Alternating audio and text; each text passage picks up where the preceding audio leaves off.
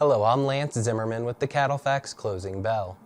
Increased demand for ground beef has come from growing retail ground beef purchases, growing fast food demand, and the increased popularity of the hamburger. It's estimated that nearly 64% of food service and 48% of retail beef sales volumes come from ground beef.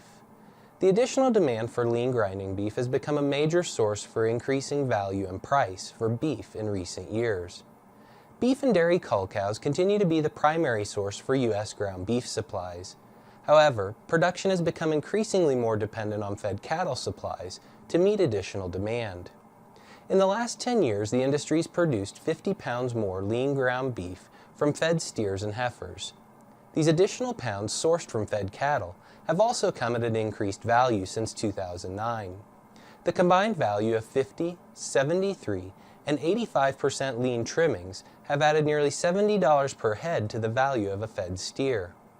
The extra margin created by these products continues to generate extra dollars for the beef industry.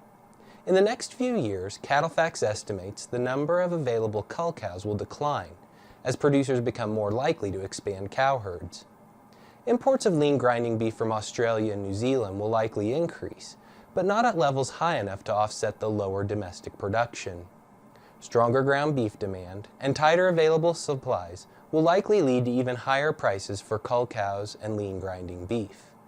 This will encourage processors to look at additional ways to source lean grinding beef from fed cattle and increase the per head value of lean trimmings.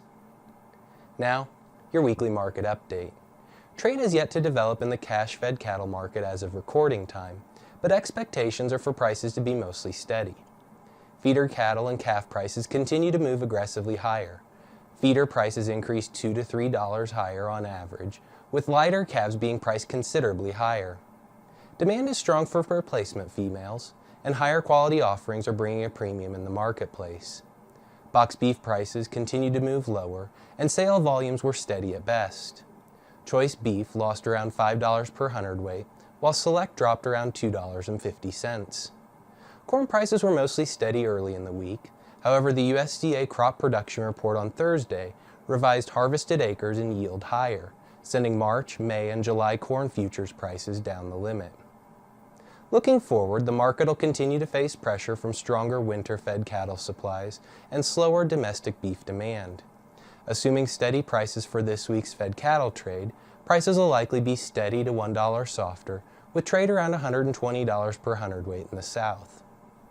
Feeder cattle and calf supplies continue to make strong advances in the new year. The CME Feeder Index has established new all-time highs 7 out of the last 8 days in 2012. Demand for all classes of feeder cattle and calves has increased with improved grazing outlook. Expect prices to be steady to a few dollars higher next week. Wholesale beef volumes continue to rebound from the slower holiday season, but weaker domestic demand will pressure prices. Choice boxes will likely be $2 to $3 per hundredweight lower next week, and select beef will likely be around $2 softer as well. Corn prices will continue to face pressure from the USDA reports. Expect prices to remain in the low $6 per bushel range next week. Thanks for watching, and remember to visit cattlefacts.com for your latest market news and analysis.